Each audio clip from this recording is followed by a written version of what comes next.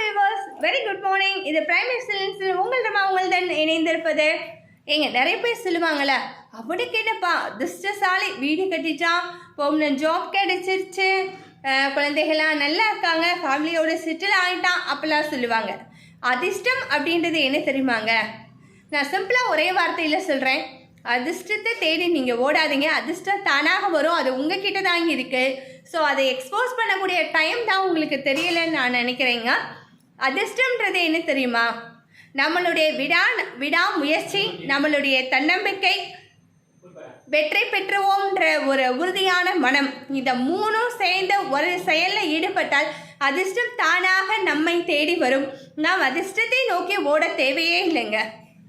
அதுக்காக தாங்க சொல்கிறாங்க, கடவுள் ஒரு விஷயத்தை தள்ளி போடுறாரு, நான் வேண்டுதல் வச்சுருக்கேன், பட் எனக்கு கொஞ்சம் தள்ளி போகுது அப்படின்னா உங்ககிட்ட பக்தி அதிகப்படியாக இருக்கா இல்லையா அவர் செக் பண்ணுறாருன்னு அர்த்தங்க. அதே உடனே கிடச்சிருச்சா, சரி பக்தியை வச்சு உடனே கொடுத்துட்டாரு அப்படின்னா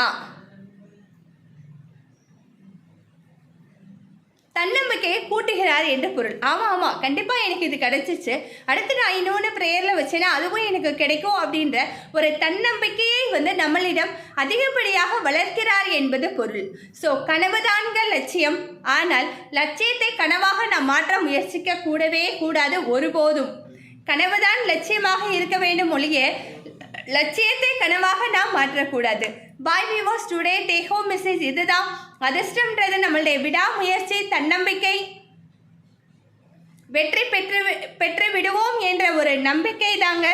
அதுதான் அதிர்ஷ்டம். Bye viewers, have a nice day, have a great day.